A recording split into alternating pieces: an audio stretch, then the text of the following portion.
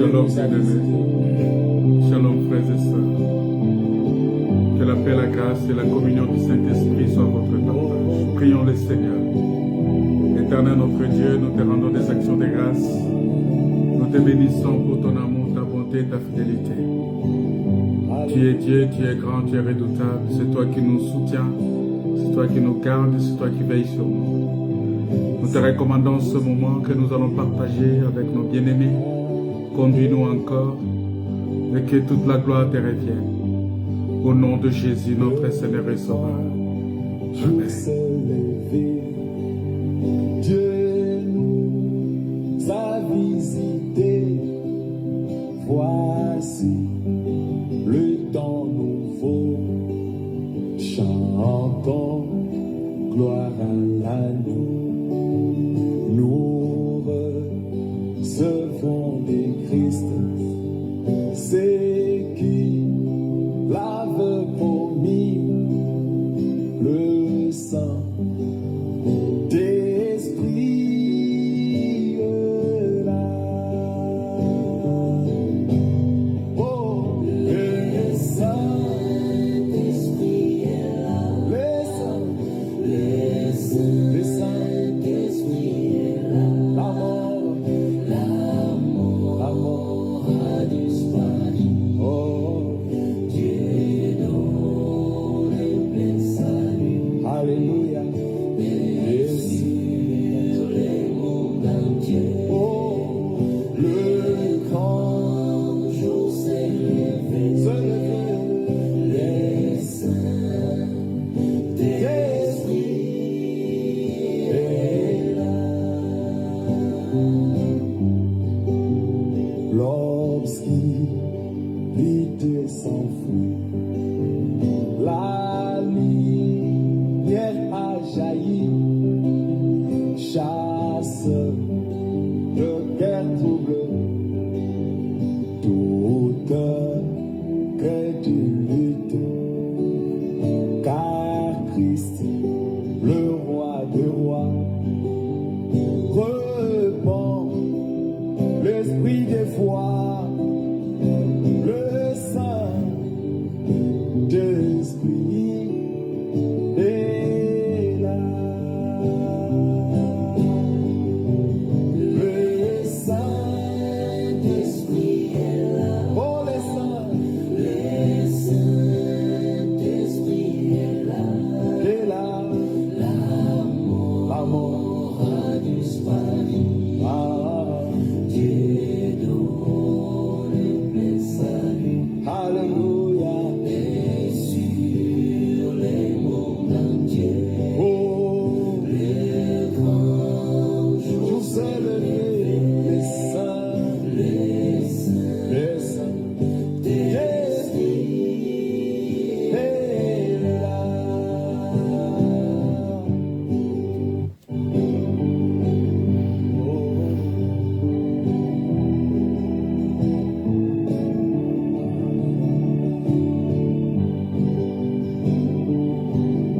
Alléluia.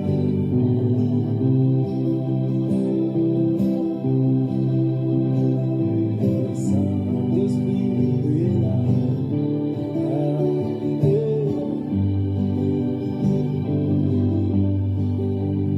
Le grand jour s'est levé. Dieu nous a visités. Voici le temps nouveau. Chantons gloire à l'agneau. Nous recevons des Christ. C'est qui lave promis le sang d'esprit là. Oh, le Saint-Esprit est là. Le Saint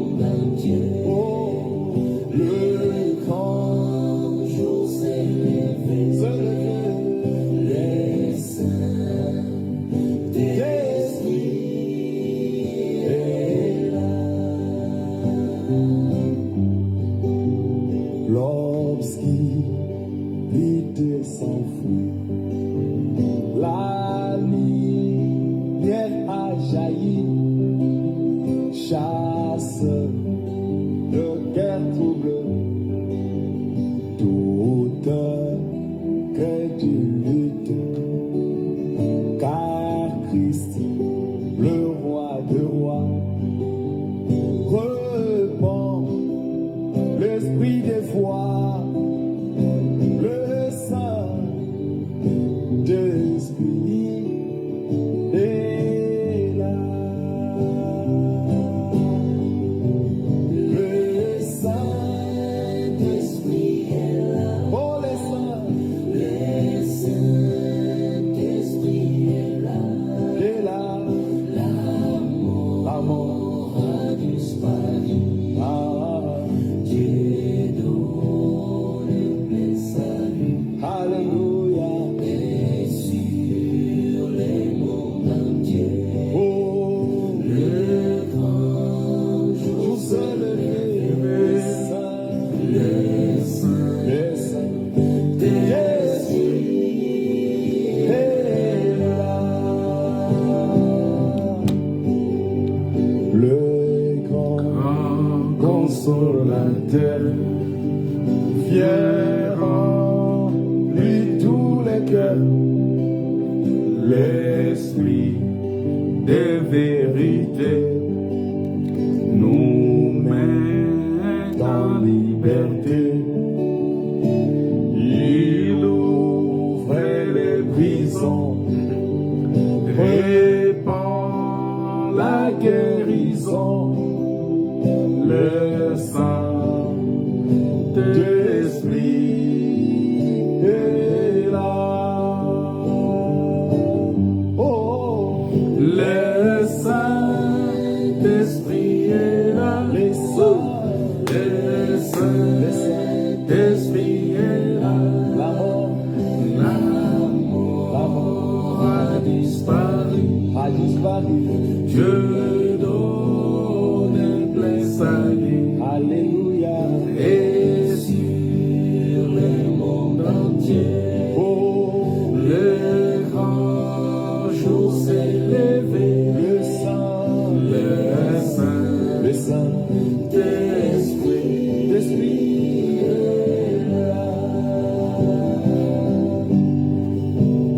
Que tous les rachetés chantent la liberté, car Christ a tout accompli. Il a donné l'esprit. Voyez trembler l'enfer, car dans tout l'univers, le Saint-Esprit est là. Encore une fois, que toute la terre, Que tous les rachetés, si tu es racheté par le sang de Jésus, il est temps pour toi de chanter ta liberté. Il est temps pour que tu puisses glorifier Dieu, que tu puisses chanter ta liberté, pour dire que Christ a tout accompli. Il a donné l'Esprit. La preuve que tout est accompli, c'est que Dieu a donné le Saint-Esprit. Et le Saint-Esprit en nous, ça fait trembler le diable, ça fait trembler l'ennemi bien-aimé. C'est très important pour que tu comprennes cela. Alléluia. Le Saint-Esprit est là-haut. Le Saint-Esprit est là. La mort a disparu. Dieu donne plein salut. Alléluia. Et sur le monde entier, Oh, le grand jour s'est levé. Le Saint-Esprit est là. Gloire à Dieu, bien-aimés dans le Seigneur, nous vous saluons dans le nom de Jésus-Christ. Nous disons que la paix, la grâce et la communion du Saint-Esprit soient votre partage. Comme nous l'avons écouté dans le chant, il est dit dans le chant que tous les rachetés chantent leur liberté. Oui, quand la Bible dit, si le Fils de l'homme vous a franchi, vous êtes réellement libre. Et ça, c'est une grâce. Et que tous les rachetés, c'est-à-dire tout celui qui se reconnaît racheté, qu'il chante sa liberté. La liberté parce que Christ a tout accompli. La liberté parce que Christ, en ayant tout accompli, il nous a donné l'Esprit, le Saint-Esprit. Et le Saint-Esprit nous a été donné parce que Jésus a tout accompli. Et aujourd'hui, nous avons Dieu en nous, l'espérance de la gloire. Et lorsque tu as le Saint-Esprit, la Bible dit, là où il y a le Saint-Esprit, là où il y a l'Esprit, il y a aussi la liberté. Donc nous comprenons ici que la liberté de Dieu, la liberté du Saint-Esprit, la liberté de la grâce de Dieu est manifestée par le Saint-Esprit que nous avons reçu du Père. Et il fallait, parce que l'homme a perdu le Saint-Esprit dans le jardin d'Éden. Quand l'homme a péché, le Saint-Esprit s'est retiré et le Saint-Esprit parlait de temps en temps à l'homme. Le Saint-Esprit venait de temps en temps communiquer avec l'homme. Le Saint-Esprit venait de temps en temps parler.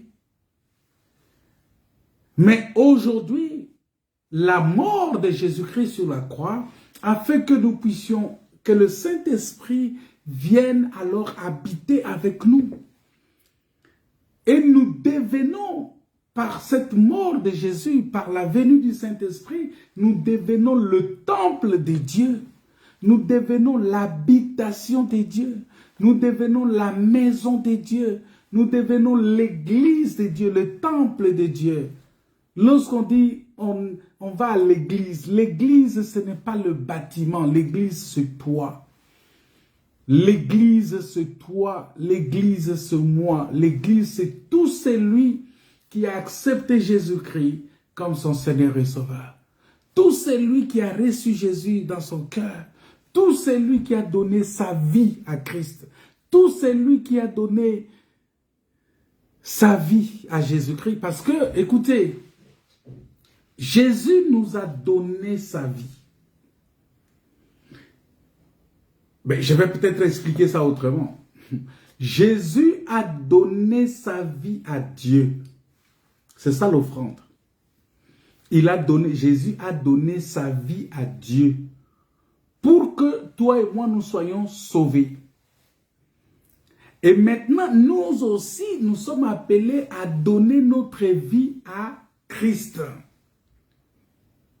Vous voyez? Pourquoi? Parce que 1 Corinthiens 11 dit que Dieu est le chef de Christ. Christ est le chef de tout homme. Vous voyez? Donc Christ donne sa vie à Dieu et nous donnons notre vie à Christ. Et c'est comme ça. Et lorsqu'on donne sa vie à Christ, on est racheté de Dieu. On est parmi ce peuple-là racheté de Dieu. Et quand on est racheté de Dieu, on est libre. Parce que on est affranchi. On est délivré. Voilà pourquoi la Bible dit que pour les affranchis, il n'y a plus de condamnation. Personne ne peut te condamner. Il n'y a plus de condamnation pour ceux qui sont en Christ. Il n'y a plus de condamnation. Bien-aimé, il n'y a plus de condamnation pour toi. Que personne ne te culpabilise en quoi que ce soit. Parce que lorsqu'on donne sa vie à Christ, on donne sa vie à la parole de Dieu, la condamnation est ôtée. Tu deviens une nouvelle créature. Tout ce qui était ancien, tout ce qui était malédiction, tout ce qui était péché originel, péché d'Adam, tout cela est ôté. Et maintenant, nous devons marcher en nouveauté de vie. C'est-à-dire que la vie que nous menons maintenant, c'est la vie de Christ. Voilà pourquoi cette vie de Christ que nous menons, il y a beaucoup de gens qui se posent la question, mais c'est quoi la vie de Christ qu'on doit mener? Si tu veux savoir la vie de Christ que tu dois mener, c'est respecter l'enseignement des apôtres. C'est vivre les enseignements, parce que la Bible dit que tous ceux qui croiront à la parole, c'est Jean 17 qui dit ça, tous ceux qui croiront à la parole de leur bouche, c'est-à-dire que quand les apôtres ont parlé, si tu crois à cette parole-là, il dit ceci, ce n'est pas pour eux seulement que je prie, mais encore pour ceux qui croiront en moi par leur parole, afin que tous soient un comme toi, Père, tu es en moi, et comme je suis en toi, afin qu'eux aussi soient un en nous. Vous voyez, c'est ça, être en Christ, pour que le monde croie que tu m'as envoyé. Vous voyez, c'est-à-dire ici nous voyons que tous ceux qui croiront en Jésus-Christ par la parole des apôtres. Alors quand les apôtres enseignent, bien-aimés, ne cherchez pas de débat là-dessus. Les apôtres ont dit quelque chose, toi fais seulement ce que les apôtres ont dit. C'est ça ce que nous appelons la doctrine en fait. C'est ça les actes des apôtres, c'est ça l'enseignement du Saint-Esprit. Parce que quand on parle des actes des apôtres, ce sont les actes du Saint-Esprit. Actes des apôtres que tu lis là, c'est-à-dire que ça commence après la mort et la résurrection de Jésus, les actes des apôtres, jusqu'à Apocalypse, hein, jusqu'à, je peux dire jusqu'à Jude. Ça, ce sont c'est ça ce qu'on appelle les actes du Saint-Esprit. Donc, c'est le Saint-Esprit qui a parlé, qui a révélé. Je n'ai pas dit que les autres textes ne sont pas du Saint-Esprit. Non, je dis bien que ici, le Saint-Esprit a parlé par les apôtres. Parce qu'autrefois, il a parlé par les prophètes, il a parlé par la loi, par les psaumes, par tout ça. Mais ici, il parle par les fils. Parler par les fils, c'est parler par les apôtres, parler par le Saint-Esprit. Et c'est ça notre style, c'est ça, c'est que nous sommes appelés à ça. Nous sommes appelés à ça. Et si nous nous attachons à cet enseignement-là, enseigné, prêché par les apôtres, bien-aimés, le royaume des cieux est à nous. Voilà pourquoi pour ceux qui reçoivent les pensées du jour que je partage tous les jours, tous les matins, j'avais dit que ce matin, j'avais écrit quelque chose que personne ne peut entrer dans le royaume des dieux ou dans le royaume des cieux sans devenir semblable, sans devenir l'image de Jésus-Christ. Parce qu'il faut que tu sois à l'image de Jésus, à la ressemblance de Jésus. Et c'est ce que Jésus-Christ, c'est ce que Dieu, parce qu'il faut que nous retournons au commencement pour vivre le royaume des cieux, pour vivre la gloire de Dieu, nous devons retourner au commencement.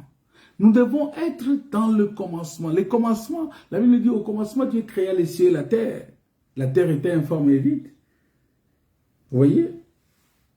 Et quand Dieu a créé toutes choses, la Bible dit qu'il a créé l'homme à son image et à sa ressemblance. Avant la vie de l'homme, avant le péché. C'est-à-dire il faut que nous retournions là.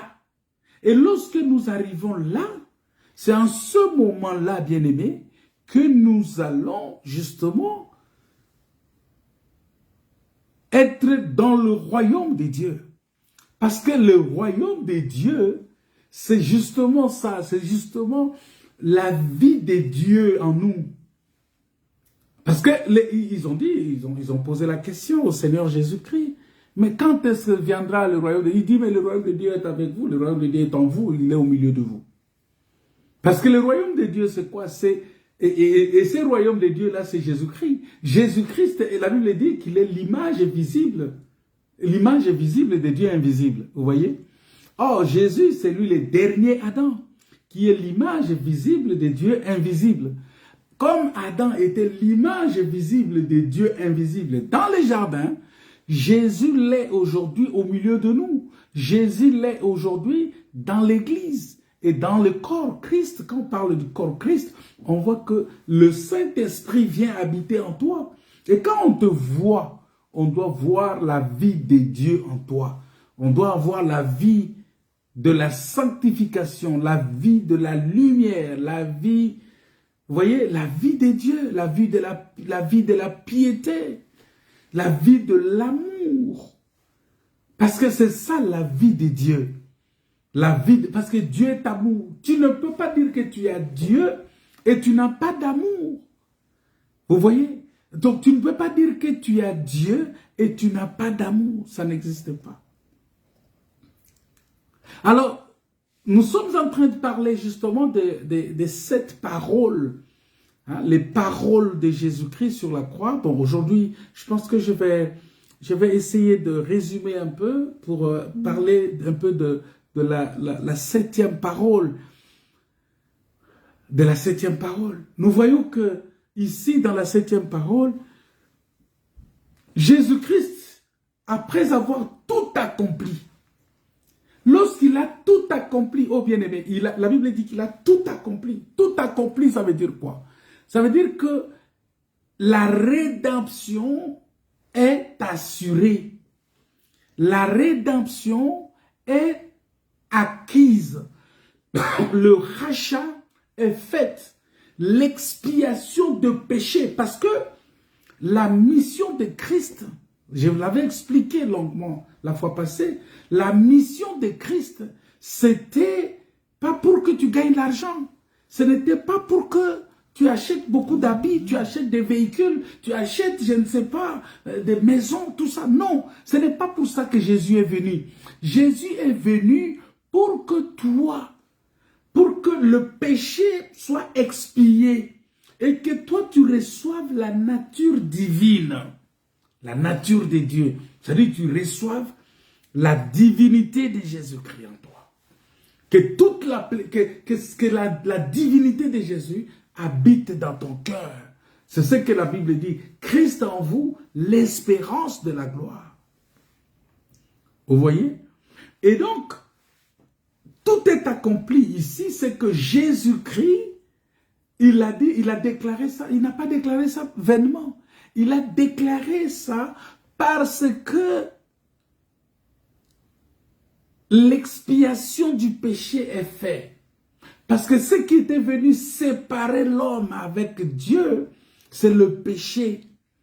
C'est le péché quand il est entré dans le jardin, le péché a éloigné l'homme de Dieu. Et lorsque l'homme est éloigné de Dieu, la Bible dit, j'avais expliqué déjà ça, j'avais déjà enseigné ça sur l'enseignement sur le fils prodigue ici.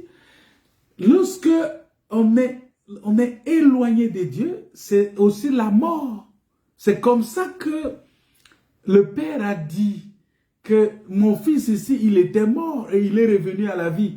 Pourquoi? Parce qu'il était séparé, il était éloigné. Et Adam aussi, lorsqu'il a péché, il a été éloigné de la face de Dieu. Et en étant éloigné, ça dit qu'il est mort. Maintenant, il fallait que Jésus-Christ vienne ôter le péché. Et lorsque le péché est ôté, expié, parce que quand on parle de l'expiation, ça veut dire que quelque chose qui est enlevé, qu'on ne va plus revoir cela. Et donc, quand le péché est expié, en ce moment-là, il dit que tout est accompli. Qu'est-ce qui a prouvé que le péché est expié? Ce qui prouve que le péché est expié, c'est que nous avons vu le voile du temple déchiré en deux morceaux. Du haut en bas.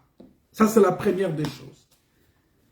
Le voile du temple est déchiré du haut en bas. C'est-à-dire que Dieu ne pouvait pas expier le péché et continuer à garder les chérubins sur la voie du jardin. Parce que quand le péché est expié, Il fallait maintenant que le gardien, l'ange, les chérubins qui étaient à l'entrée du jardin, ils soient aussi enlevés de là. Parce que l'entrée reste libre. C'est ce que Hébreu nous dit, que maintenant vous avez un libre accès. Nous avons reçu ce libre accès-là quand Jésus a déclaré que tout est accompli à la croix. C'est-à-dire cette déclaration-là a fait que le voile du temple s'est déchiré en 2 morceaux. Parce que maintenant nous avons le libre accès. Nous pouvons entrer dans le trône. Nous pouvons entrer dans la présence de Dieu. Nous pouvons entrer dans la gloire de Dieu.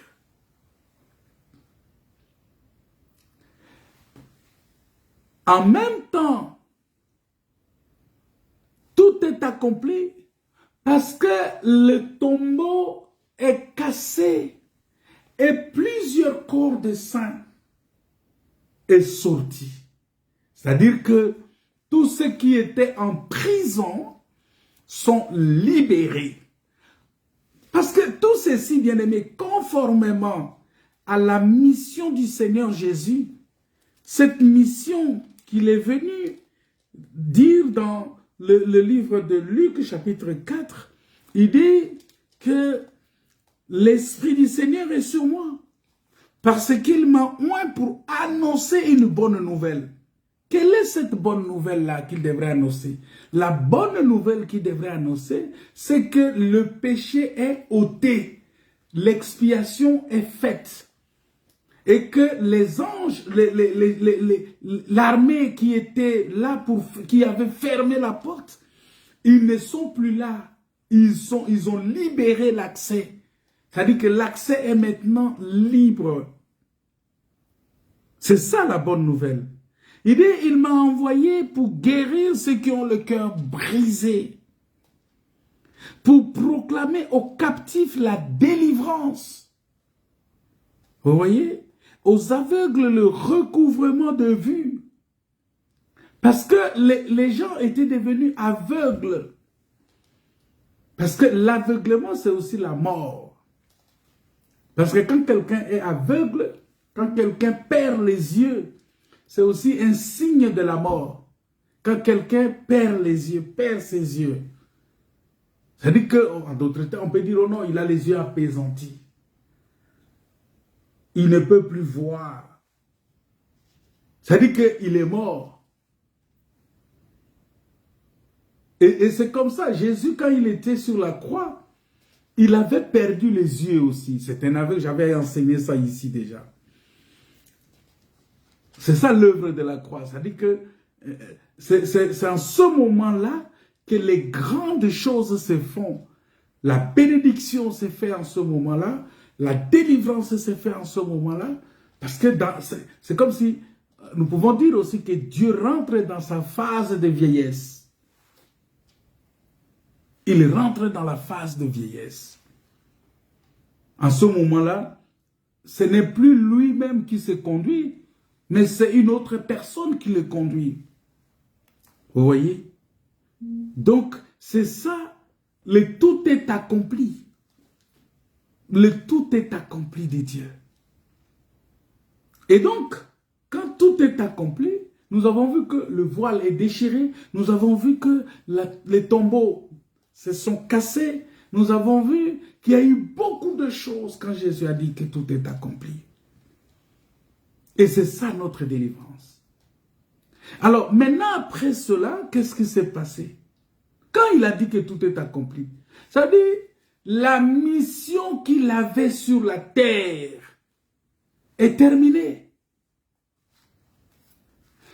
Sa mission, comme Jésus né de la femme, sa mission, comme Jésus le prophète, sa mission, comme Jésus-Christ, né de Marie, sa mission, comme Jésus, l'agneau de Dieu, cette mission-là est accomplie. Il a accompli la mission de l'agneau. il a accompli la mission de prophète. Il a accompli la mission de fils de l'homme. Il a accompli la mission de celui qui devrait expier le péché. C'est-à-dire que là, il a terminé le travail du parvis. C'est ça, tout est accompli. Parce que le salut du peuple, même dans l'Ancienne Alliance, le salut du peuple commençait dans le parvis. Il lui fallait, parce que si le peuple n'est pas purifié, si le peuple n'est pas sanctifié par le cuve de rein, et s'il n'y avait pas de sacrifice sur l'autel des holocaustes, le peuple ne peut pas survivre, ne peut pas aller au-delà de voile. Parce que ce qui devrait ouvrir le chemin au peuple, c'était le sacrifice, c'était le sang qui a coulé. C'était la purification qui est faite. Et ça, c'est l'œuvre de la croix de Christ. Voilà pourquoi il a déclaré que tout est accompli. Et puisqu'il a achevé cela, bien-aimé, il a fini sa mission. Nous allons prendre maintenant le livre de Luc, chapitre 23, les versets 44 à 49, Luc 23, versets 44 à 49. La Bible dit, « Il était déjà environ la 6e heure, et il y eut des ténèbres sur toute la terre, jusqu'à la 9e heure. Le soleil s'obscurcit. » C'est-à-dire, le soleil a refusé de donner son éclat.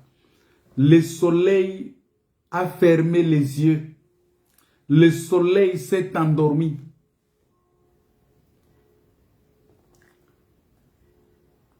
La Bible dit, et le voile du temple se déchira par le milieu. Jésus s'écria d'une voix forte. Verset 46. Père, je remets mon esprit entre tes mains. Et en disant ces paroles, il expia. Le centenier, voyant ce qui était arrivé, glorifia Dieu et dit, certainement, cet homme était juste. Certainement, cet homme était juste. Et tous ceux qui assistaient en foule à ces spectacles, après avoir vu ce qui était arrivé, s'en retournèrent et se frappant la poitrine. Tous ceux de la connaissance de Jésus et les femmes qui l'avaient accompagné depuis la Galilée se tenaient dans l'éloignement et regardaient ce qui se passait. C'est-à-dire que la connaissance de Christ, les femmes qui l'accompagnaient, ils se tenaient dans l'éloignement. Je trouverai un temps pour expliquer ça un autre jour. Ceux qui étaient avec lui se tenaient dans l'éloignement. C'est tout un enseignement ici. Nous voyons que il dit, Père, je remets mon esprit entre tes mains. Jésus s'écria d'une voix forte. Il dit, Père, je remets mon esprit entre tes mains. Et la Bible dit qu'en disant ces paroles, il expira. Il expira. Et bien aimé, ici, il y a beaucoup de choses à voir. Il y a beaucoup de choses, alors beaucoup de choses à voir. Parce que nous devons comprendre que Jésus-Christ a donné sa vie, comme je l'avais dit autrefois, il a donné sa vie volontairement. Parce que la croix n'était pas un accident. Car il aurait pu facilement l'éviter. Il pouvait l'éviter. Mais regardez, parce que la Bible nous dit quelque chose de très important. Dans le livre, lorsque Judas s'est rendu à Gethsémani, avec une foule nombreuse, une foule nombreuse d'armées, d'épées et de bâtons. Ils étaient armés d'épées et de bâtons. Ils sont allés. Afin d'arrêter Jésus-Christ, le Seigneur s'est avancé et leur a dit, mais qui cherchez-vous? Ils lui ont répondu, ils ont dit, mais Jésus de Nazareth. Qui cherchez-vous? Oh, Jésus de Nazareth. Et quand Jésus leur a dit, c'est moi. À la voix du Seigneur, la Bible dit que ils ont tous reculé et sont tombés par terre. C'est dans Matthieu chapitre 26, verset 47. Même dans Jean 18 aussi, vous pouvez regarder, parce qu'il y a des textes qui s'accordent un peu. Mais Jésus aurait pu les éliminer par sa parole. Il aurait pu leur dire, mais il aurait pu demander, parce que c'est ce qu'il a dit à un des disciples, à un de ses disciples, qui voulait les défendre par l'épée. Qu'est-ce que Jésus a fait? Jésus lui dit, mais penses-tu que je ne puisse pas invoquer mon Père qui me donnerait à l'instant plus de 12 légions d'anges? C'est-à-dire, quand on parle de 12 légions d'anges, c'est presque 70 000 anges. 70 000 anges. Jésus dit, mais je pouvais venir avec 70 000 anges pour combattre pour moi. Et il dit, dans Jean 18, il dit que ne veux-tu pas que je puisse accomplir l'œuvre que mon Père m'a donné de faire? Parce que il est le bon berger. Et un bon berger, c'est celui qui donne sa vie pour ses brebis. C'est celui qui donne sa vie. Et plus loin, quand vous le lisez dans Jean chapitre 10, versets 17 à 18, vous allez voir que la Bible dit, Jésus dit ceci, il dit, mais le Père m'aime, parce que je donne ma vie, afin de la reprendre. Personne ne me l'ôte, mais je la donne de moi-même. J'ai le pouvoir de la donner, j'ai le pouvoir de la reprendre. Tel est l'ordre que j'ai reçu de mon Père. Vous voyez? C'est-à-dire qu'il a reçu l'ordre de son Père de donner sa vie. Il est libre de donner sa vie et de la reprendre. Vous voyez ici, ça veut justement dire que Jésus a la capacité de donner sa vie et de la reprendre. C'est-à-dire que ce n'était pas une contrainte pour lui. Mais il a fait volontairement. Parce qu'il a fait selon la volonté de Dieu. Et puisque Jésus, il est Dieu venu en chair, la gloire de Dieu devait se manifester en lui. La gloire de Dieu devait se manifester dans sa vie. Donc il a accepté de donner sa vie. Parce que nous voyons, bien aimés, que l'expiation ici, le fait qu'il a donné sa vie, l'expiation est achevée. Avec les 3 heures de ténèbres. Pendant ces 3 heures de ténèbres-là, Jésus rentre tout à nouveau dans la communion avec Dieu. Ça dit que les 3 heures se sont écoulées, il repart maintenant dans la communion avec Dieu. Parce que quand le Père l'a quitté,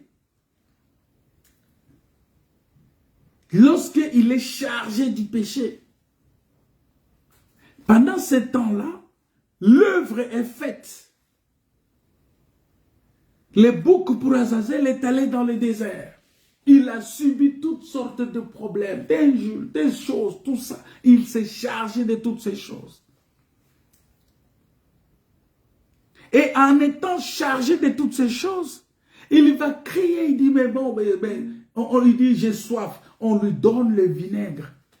Il boit. Regardez, vous savez que Jésus, pendant qu'on le torturait, pendant qu'on le frappait, on lui a amené de l'eau pour qu'il puisse boire, mais il n'a pas bu. Hein? On lui a amené des vins, tout ça mélangé, des filets, tout ça pour qu'il puisse boire. Il n'a pas bu. C'est-à-dire qu'il n'a pas, malgré les douleurs, malgré tout ce qu'il a connu, mais il n'a pas péché. C'est ça ce que ça veut dire. Il n'a pas péché.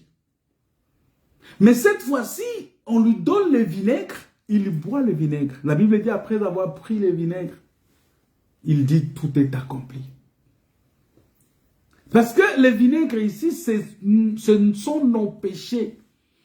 C'est-à-dire que lui-même n'a pas péché. Mais il va se charger parce que sa mission, c'était de venir porter nos péchés. Et quand il a porté ça, il a vu que oui, il a porté déjà le péché. Il n'y avait personne qui est resté derrière. C'est-à-dire que, bien aimé, toi aussi, tu étais là. Tes péchés étaient là sur la croix avec Jésus. Jésus avait porté aussi tes péchés. Qu'on ne te dise pas que non, tes péchés sont à part et que pour lesquels il faut que tu fasses encore des offrandes, des sacrifices, tu fasses encore des offrandes sur l'autel. Il y a des pasteurs, des prédicateurs comme ça qui disent il faut donner une offrande, il faut donner une offrande qu'on va mettre sur l'autel pour que tes péchés soient effacés. Tout ça pour que tu sois racheté. Non, on veut te racheter. Non, ça c'est vraiment c'est du paganisme. Ça n'existait pas. Ça n'existait pas. Mes péchés, Jésus les a portés sur la croix. Il les a portés. Mon incrédulité que j'avais, Jésus l'a porté sur la croix. Tes péchés, Jésus a porté sur la croix. Jésus a porté nos souffrances, nos douleurs sur la croix. Et nous sommes sauvés. Donc l'expiation est achevée. Et en ce moment-là, Jésus va faire maintenant la prière finale. La prière finale, en tant qu'homme adressé à son Père, cette prière-là, c'était « Père, je remets mon esprit entre tes mains. » Père, je remets mon esprit entre tes mains. Pourquoi? Parce que l'esprit doit retourner. Parce que cet esprit-là qui est descendu, c'est l'esprit qui était venu dans le ventre de Marie. Je vais vous dire une chose, j'avais déjà dit, je pense pour ceux qui me suivent tout le temps, que Marie était une porte fermée, était une maison dont toutes les portes étaient fermées. Voilà pourquoi on l'a appelée Vierge. Toutes les portes étaient fermées. C'est-à-dire que pour entrer, il faut ouvrir la porte. Soit elle-même ouvre la porte, soit on casse la porte pour entrer. Donc personne ne pouvait entrer si ce n'était que son mari, Joseph, qui devrait entrer. Vous voyez? Dieu, il est respectueux des femmes d'autrui. Pasteur, il faut respecter les femmes d'autrui. Tu appelles une femme d'autrui, tu lui donnes des ordres, tout ça. Non, il faut respecter les femmes d'autrui. Tu es pasteur, oui, mais tu dois respecter une femme d'autrui. Jésus, Dieu a respecté la femme d'autrui. Jésus, donc Dieu n'est pas venu entrer par la porte chez Marie. Dieu est entré pendant que toutes les portes étaient fermées. Et Dieu est entré. Parce que Marie elle-même a dit, mais je ne connais pas d'homme. Comment cela arrivera-t-il? Et Jésus, Dieu va lui dire, ne crains pas. Le Saint-Esprit viendra. Et le Saint-Enfant, vous voyez, c'est-à-dire que c'est le Saint-Esprit qui est entré. Alors, quand l'Esprit entre, l'Esprit ne rentre pas de la manière physique. Voilà pourquoi il faut faire attention avec certaines manifestations aujourd'hui. Il y a des gens qui font des spectacles en disant « Oh, le Saint-Esprit, ah, j'ai rempli le Saint-Esprit. » Non, non, non, non, non, non, non, calme-toi. Le Saint-Esprit, quand il entre, c'est-à-dire quand tu acceptes Jésus, il n'y a pas de spectacle. Tu acceptes Jésus, Jésus entre en toi. Ce n'est pas de la manière à frapper le regard. Jésus a dit ça, le royaume des cieux ne viendra pas de manière à frapper le regard. Et donc, le Saint-Esprit là, l'Esprit là, qui est entré dans le ventre de Marie, C'est cet esprit-là qui a formé un corps, qui a pris un corps. Et on l'a appelé Jésus. Maintenant, lorsque ce corps-là doit rester sur la croix, doit rentrer, retourner dans la poussière, l'esprit-là doit retourner là où il était. Voilà pourquoi Jésus va dire que « Père, je remets mon esprit entre tes mains. »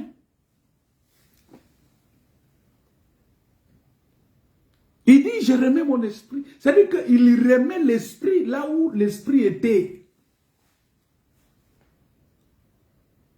Ça veut dire quoi? Ça veut dire que la verge qui était dans la main de Moïse, hein, cet esprit-là, qui est descendu à terre, qui est devenu serpent, la verge doit retourner dans la main de Moïse pour devenir verge. C'est ça. L'esprit, il descend, il vient sur la terre, il prend un corps, on l'appelle fils. Lorsque ce corps-là est tué, lorsque ce corps-là meurt, l'esprit-là retourne à Dieu, et cet esprit retourne à Dieu, il reprend sa place de Dieu. C'est ça la divinité de Jésus-Christ. Voilà pourquoi, dans le premier commandement, quand tu lis la parole de Dieu, la Bible dit, tu aimeras l'Éternel Dieu de tout ton cœur, de toute ton âme, de toute ta force et de toute ta pensée. Donc Jésus s'est livré volontairement. Voilà pourquoi nous aussi, nous devons nous livrer volontairement à Dieu en renonçant à nous-mêmes, c'est-à-dire en renonçant à nos intérêts, en renonçant à nos projets, en renonçant à nos désirs, à tout ce que nous possédons. Oui, nous devons renoncer à toutes ces choses. Ça paraît fou et difficile. C'est ça l'évangile de la croix, justement. Parce que le Seigneur Jésus-Christ nous dit dans Luc, chapitre 9, verset 23, il dit ceci, il dit que si quelqu'un veut venir après moi, qu'il renonce à lui-même et qu'il se charge chaque jour de sa croix et qu'il me suive. On ne te dit pas de porter la croix de Jésus, non. Parce que vous voyez, c'est cette écriture ici que beaucoup de gens confondent. Ils disent, oh non, le Seigneur nous a dit de porter la croix. Non, ce n'est pas de porter sa croix, c'est de porter ta propre croix. Alors, toi-même, tu connais qu'est-ce qu'est ta croix. Vous voyez? Tu portes ta croix. Parce que le renoncement à soi, bien aimé, ce n'est pas... Aujourd'hui, le renoncement à soi-même n'est pas un message très populaire aujourd'hui. Non, ce n'est pas un message que les gens aiment. Quand tu enseignes sur le renoncement à soi-même, c'est difficile que les gens viennent là t'écouter. C'est difficile que tu réunisses la foule. Parce que les gens n'aiment plus ce message-là de renoncement à soi. Parce que aujourd'hui, nous sommes dans un monde où chacun est appelé à se battre pour défendre ses droits et ses intérêts. et dans ces conditions-là, les gens ignorent le principe qui dit que l'amour ne cherche pas son propre intérêt. Vous voyez, c'est ça, justement, c'est ça l'amour. Quand on a l'amour, on ne cherche pas son propre intérêt, on renonce à ses intérêts. Voilà pourquoi ce type d'enseignement, l'enseignement sur le renoncement de soi-même, ce n'est pas populaire aujourd'hui. C'est un enseignement quand tu donnes, quand on sait que dans cette église-là, c'est la rigueur, c'est la sanctification. Les gens ne viennent pas. Les gens aiment aller là où on leur parle de la prospérité. On leur dit, bon écoutez, tu vas avoir des voitures, tu vas te marier, tu vas avoir ceci. Mais tout ça parce qu'on veut vous lier à la terre. Le diable a compris ça. Le diable sait que les gens aiment ça. Et il vient lier les gens à la terre. Il vient te lier à la terre, aux choses de ce monde. Parce que Jésus dit ceci dans Luc 14, verset 33. Il dit ainsi donc, quiconque d'entre vous ne renonce pas à tout ce qu'il possède. Vous voyez? Tout, quiconque d'entre vous ne renonce pas à tout ce qu'il possède ne peut être mon disciple. Renoncer à nos biens terrestres bien-aimés n'est pas chose très facile. Car on s'y attache tellement, on est vraiment attaché à ça. Ça veut dire quoi? Ça veut dire que tu dois aller à l'église, mais entre-temps, tu as autre chose que tu dois faire la balance. Tu fais balance. Tu vois, est-ce que je dois aller à l'église? Est-ce que je dois aller dans mes affaires? Qu'est-ce que tu vas privilégier? Tes affaires ou la parole de Dieu? Il est temps d'écouter la parole de Dieu. Oui, est-ce que je peux le mettre tout de côté, écouter d'abord la parole de Dieu? Est-ce que je peux... Il est temps de prier. Est-ce que je peux laisser d'abord le football, tout ça là, prier d'abord? Il est temps de prier. Il est temps d'écouter la parole de Dieu. Est-ce que je peux oublier un peu la nourriture? Je vais prier d'abord. Parce que, bien aimé, renoncer à nos biens terrestres n'est pas de chose très facile. Parce que le Seigneur, lui, qu'est-ce qu'il veut? Il veut nous voir entièrement pour lui. Un cœur tout entier pour lui. Parce que la Bible dit, il n'aime pas partager sa gloire. Il n'aime pas donner sa gloire à une autre. Vous voyez? Il est jaloux. Nous avons un homme jaloux. Nous avons un époux jaloux.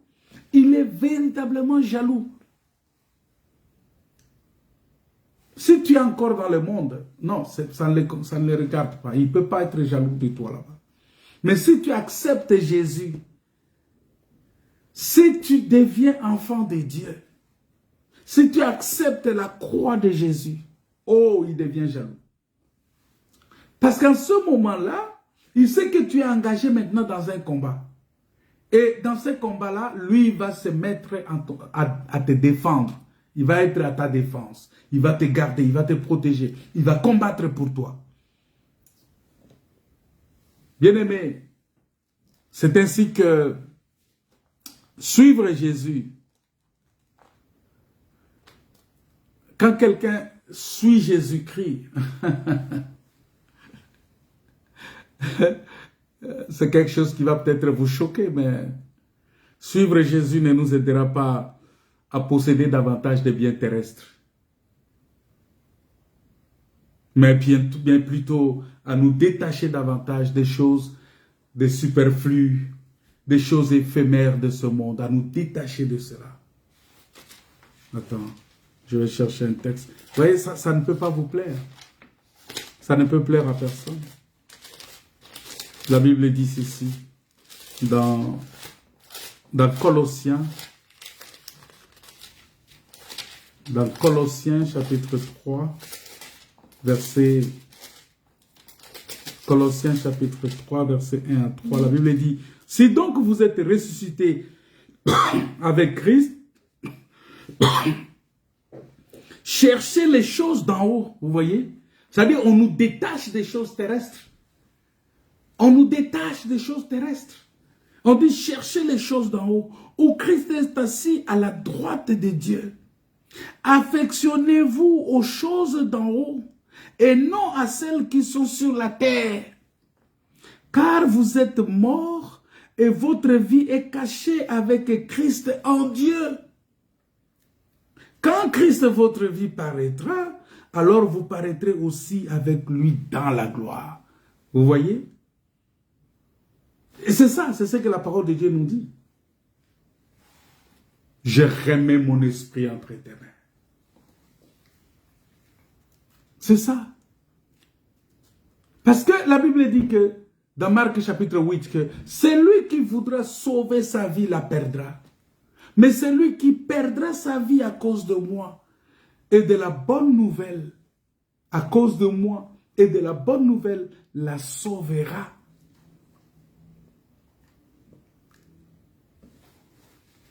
Bien-aimés, nous sommes appelés à suivre Jésus, qui est notre modèle. Nous sommes appelés à les suivre et à les suivre jusqu'au bout. Parce que La Bible dit que celui qui dit qu'il demeure en lui doit marcher aussi comme lui, il a marché lui-même. C'est ce que je vous avais dit au commencement de mon message. Que pour arriver pour espérer le royaume des cieux, il faut marcher comme Jésus. Comme Jésus a marché lui-même. Une vie entièrement livrée pour faire la volonté de Dieu. Ça veut dire quoi? Ça veut dire que tu peux travailler, tu peux te marier, tu peux faire des choses, mais tout doit être fait pour la gloire de Dieu. Quand tu travailles, la Bible dit, si nous avons de quoi manger, si nous avons de quoi nous vêtir, si nous avons là où dormir, cela nous suffit. Vous voyez? Ça veut dire qu'il y a des... C'est dans la vie, il ne faut pas amasser les superflus.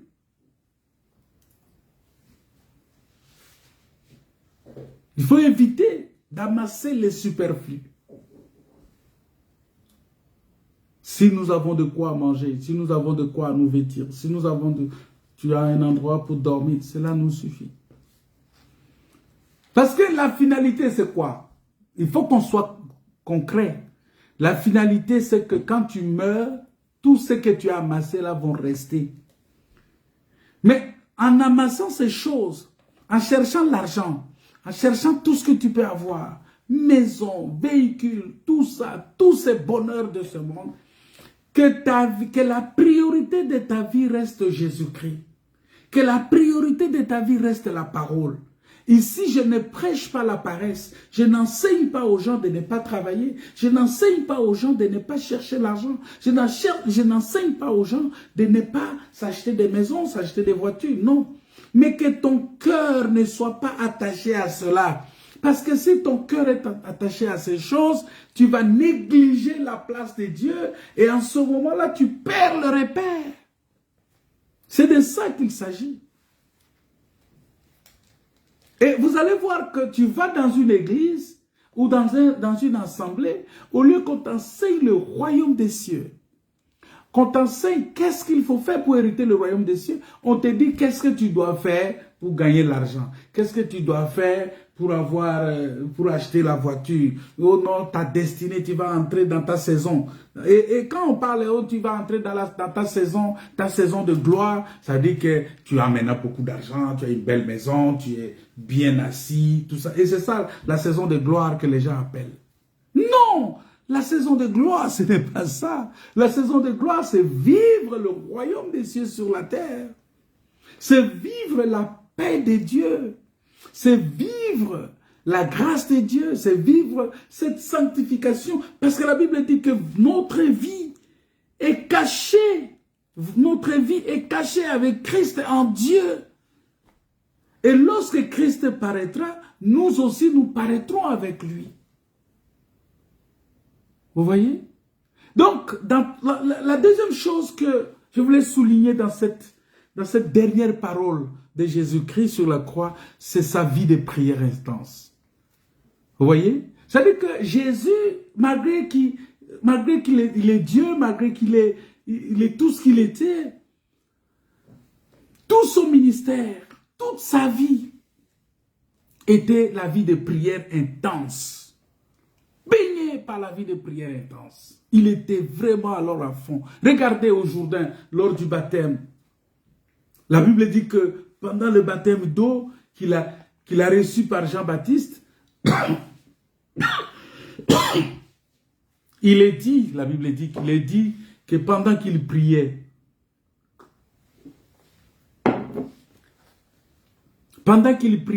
le ciel s'ouvrit et le Saint-Esprit descendit sur lui pendant qu'il priait. Ensuite, il a été conduit dans le désert où il jeûna et pria durant 40 jours. Mais bien aimé, regardez, Jésus n'avait pas péché, mais il a passé tout son temps à jeûner et à prier durant 40 jours. Donc nous le voyons encore en prière toute la nuit sur une montagne, parce qu'il passait tout son temps dans la prière. avant de faire le choix des 12 apôtres. C'est-à-dire avant de poser un acte hautement spirituel. Voilà pourquoi j'ai dit, Seigneur, si Jésus n'avait pas prié toute la nuit pour faire le choix, peut-être qu'il aurait dû glisser aussi des femmes parmi les apôtres. Vous voyez, il aurait dû glisser des femmes parmi les apôtres et on serait aujourd'hui dans cette situation. Ça confirmerait aujourd'hui que non, on peut choisir des femmes apôtres, des femmes pasteurs, des femmes ceci. Mais Jésus, le fait qu'il a passé toute la nuit en priant pour rechercher la volonté de Dieu, qu'est-ce que Dieu dit? Est-ce qu'il faut prendre une femme? Est-ce qu'il faut prendre un homme? Est-ce qu'il faut prendre qui? Pour le ministère, je dis bien pour le ministère. La Bible dit qu'il a passé toute la nuit pour prier avant de choisir les 12 apôtres. Et Jésus, à un certain moment aussi, prenait du temps à prier seul. Si vous lisez Matthieu 14, je pense, Matthieu 14, verset 23, la Bible dit qu'il y avait des moments où il priait seul. Il allait seul prier, tout le temps. Il passait tout son temps sur la montagne de transfiguration. Mais écoutez, c'est pendant qu'il priait que l'aspect de son visage changea. Et même son vêtement devint d'une éclatante blancheur. À ce moment-là, la Bible dit que la splendeur de son visage, la prière. Parce que c'est pourquoi il a clôturé sa vie par la prière. En disant, Père, je remets. Un enfant de Dieu ne peut pas négliger la vie de prière. La prière, c'est quoi? La prière, c'est parler avec Dieu. C'est parler avec Dieu. Dans le jardin de Gethsémane, pendant qu'il était en agonie, il priait plus instamment. La Bible dit qu'il était là en train de prier, prier, prier, prier. La Bible dit jusqu'à ce que sa sueur devienne comme des grumeaux de sang qui tombaient à terre. La vie de prière, bien-aimé, ne néglige pas la prière. Ça veut dire que, qu'est-ce qu'il veut nous dire ici? Que la vie d'un enfant de Dieu, un enfant de Dieu doit consacrer sa vie à Dieu. Et pour cela, la Bible dit, veillez et priez afin que vous ne tombiez pas dans la tentation. Alors sur la croix, il termine son œuvre en priant, en s'adressant à Dieu, en disant, oh Père, je remets mon esprit entre tes mains. Et comme nous savons que le disciple n'est pas plus grand que son maître, mais que tout disciple accompli sera comme son maître. Donc si Jésus, qui est Dieu, a besoin de la prière, à plus forte raison, nous avons besoin de la prière. Vous voyez, ça c'est le deuxième aspect que je souligne dans cette dernière parole. C'était la vie de prière. Parce qu'il a dit, sans moi, vous ne pouvez rien faire. Comment est ta vie de prière?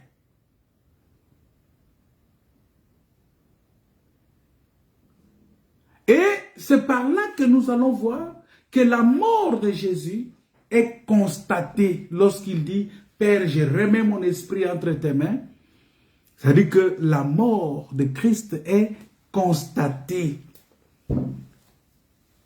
Parce que lorsque l'expiation a été accomplie par le sacrifice, tout était terminé. Et Jésus va remettre son esprit entre les mains de Dieu en se criant d'une voix forte. Il dit, Père, je remets mon esprit entre tes mains. Et ensuite, il a expiré. Ça, c'est dans Luc chapitre 23, verset 46 qu'on avait lu. Jésus n'a-t-il pas dit que j'ai le pouvoir de donner ma vie et de la reprendre?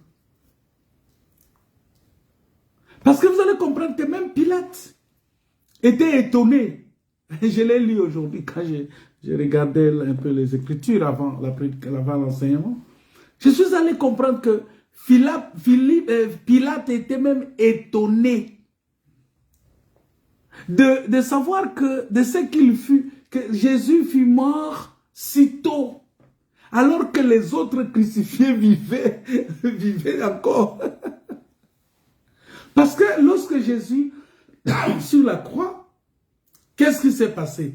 La Bible dit que on a envoyé des gens pour aller, parce que comme c'était la veille de sabbat, on ne pouvait pas laisser les corps sur la croix.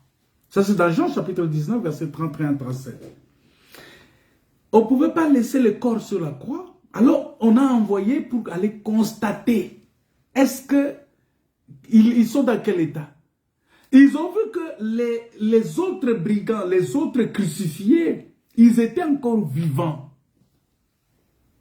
Ils étaient encore vivants et on leur a cassé les jambes pour précipiter leur mort. Mais lorsqu'ils sont arrivés chez Jésus, ils ont constaté que Jésus était déjà mort. Et puisque Jésus était déjà mort, on ne pouvait plus lui casser les jambes. Pourquoi? Parce qu'il est l'agneau de Dieu. L'agneau de Dieu qui est venu ôter les péchés du monde.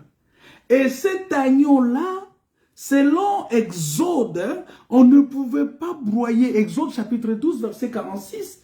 On dit qu'on ne devrait pas briser les os de l'agneau. Vous voyez, cet agneau-là, on ne devrait pas briser ses os. Et cette écriture-là devrait s'accomplir en Jésus-Christ. En Jésus, cette écriture est accomplie parce que cet agneau-là, on ne devrait pas briser ses os, on devrait manger seulement la chair, mais pas briser les os, on ne devrait pas broyer les os. Il y a un autre enseignement derrière. Pourquoi on n'a pas broyé les os? Pourquoi on n'a pas brisé les os? Il y a un autre enseignement derrière que je ne veux pas rentrer là-bas encore, sinon ça va nous amener encore beaucoup plus loin. Donc, sa mort a été constatée. Sa mort a été constatée. Et on va trouver que, non, il faut que, comme il est déjà mort, on va percer ses côtes. Pourquoi on a percé ses côtes? Parce que Zacharie a dit que les habitants de Jérusalem tourneront les regards vers celui qu'ils ont percé. Parce que s'ils avaient trouvé que Jésus n'était pas encore mort, ils n'allaient pas lui percer les côtes, ils allaient lui briser les os. Ça allait contredire toute la loi, les psaumes et les prophètes. Maintenant, pour garder la parole de Dieu, que la parole de Dieu s'accomplisse, ils ne pouvaient pas briser les os de Christ. Et après, ils lui ont percé les côtes. Quand ils ont percé les côtes, l'eau est sortie, le sang est sorti. Quand l'eau est sortie, le sang est sorti, Jésus ici devient une femme avec les douleurs d'enfantement. Parce qu'une femme est dans la douleur d'enfantement. Ici, Jésus prend, il explique la portion de Rachel qui a accouché et est morte. Ça dit que Jésus, il va accoucher. Oh, pour qu'une femme puisse accoucher, il faut d'abord que l'eau sorte, que le sang sorte, et après la vie. C'est-à-dire que Jésus devrait maintenant enfanter. L'Église devrait sortir. Devrait sortir de la côte. Parce que la femme, Dieu a pris une côte de l'homme pour former la femme. Il fallait percer la côte de Jésus, percer son côté pour voir. Est-ce que l'Église va sortir? Mais pour que l'Église sorte, il faut que l'eau sorte, il faut que le sang sorte. Et après, on va voir que l'Église est sortie. Ça veut dire que l'Église est le nouveau-né. Le né d'entre les morts. C'est ça l'Église, le premier-né d'entre les morts. C'est l'Église, c'est le corps de Christ. Le premier-né d'entre les morts. Parce que c'est ça justement, ça dit que, vous voyez, cet agneau était une préfiguration de Jésus, qui est l'agneau de Dieu offert pour la rémission des péchés. Vous voyez? Et donc, nous comprenons ici que sur la croix, Jésus a payé le prix de notre salut par les dons de sa vie. Il a payé.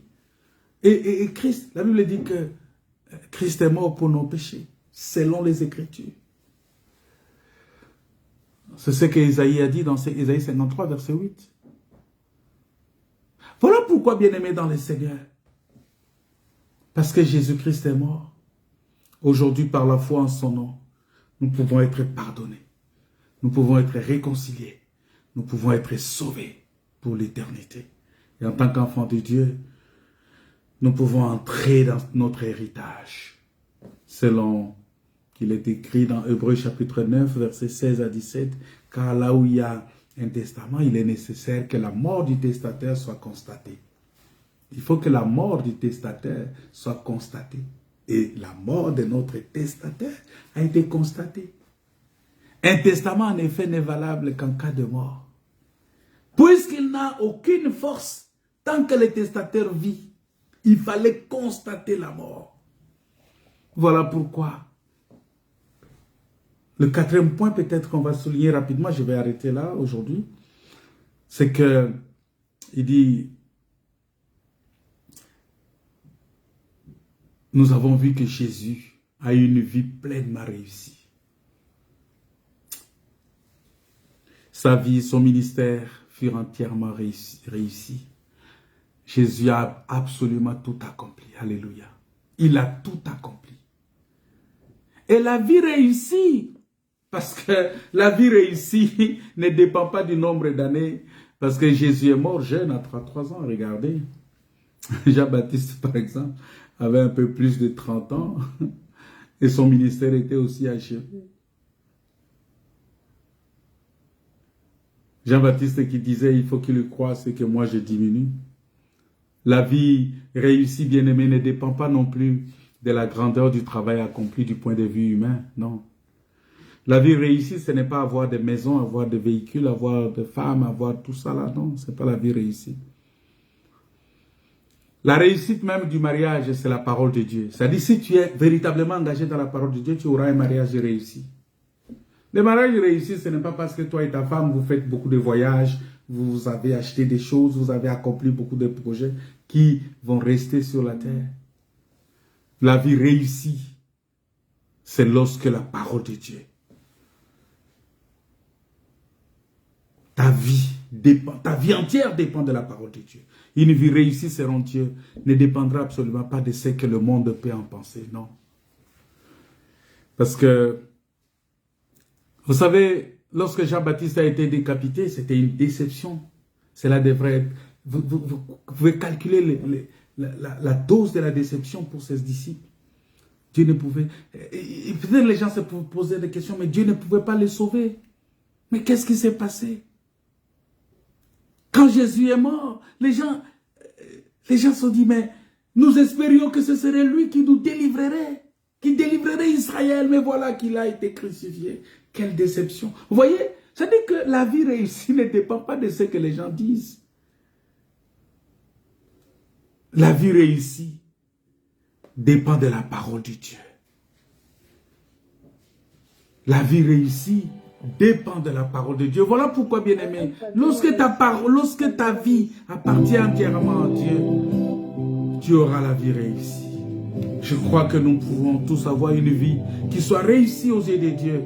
Mais finalement, la vie achevée dans la réussite, c'est une vie dont premièrement la communion a été rétablie. C'est-à-dire que tu apprends à rétablir ta communion avec le Seigneur, avec ton Créateur.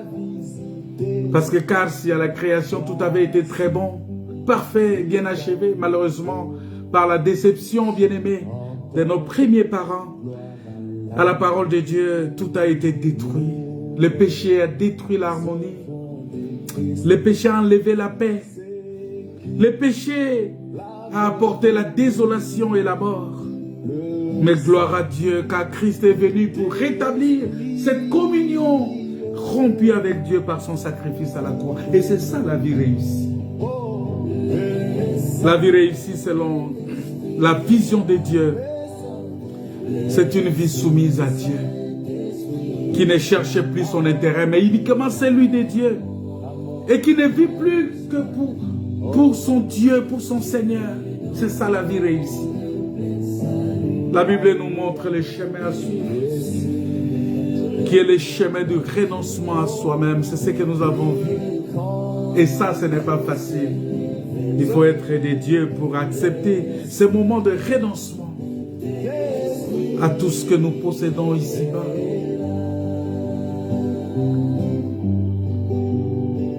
Quiconque d'entre vous ne renonce pas à tout ce qu'il possède, il ne peut être mon disciple. Le chemin à suivre, bien-aimé, c'est de rechercher premièrement le royaume des cieux et sa justice. De rechercher les intérêts et les droits de Dieu. Et non pas les nôtres. Parce qu'on parle beaucoup de droits de l'homme, on oublie les droits de Dieu. Vous voyez, dans ce monde, on parle plus de droits de l'homme, droits de l'homme, droits de l'homme. Mais quels sont les droits de Dieu? Pour nous qui avons été sauvés à un si grand prix, nous sommes appelés à glorifier Dieu dans notre corps et dans notre esprit, qui appartiennent à Dieu.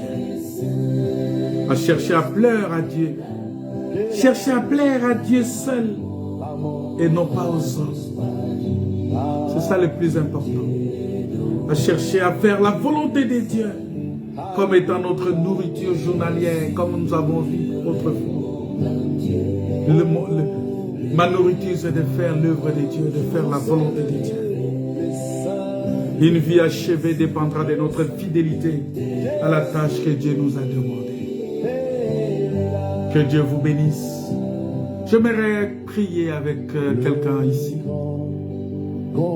qui veut recommander sa vie au Seigneur, qui veut donner toute sa vie à Dieu, qui veut que sa vie appartienne à Jésus. J'aimerais prier avec toi. Que le Saint-Esprit te donne la force. Éternel Dieu Tout-Puissant, et dans tes saintes mains de grâce, manifeste ta puissance et ta gloire parce que tu es Dieu, parce que tu es Seigneur, parce que tu es le roi de rois. Délivre tout un chacun. Laisse que nos vies, Seigneur, soient entièrement à toi.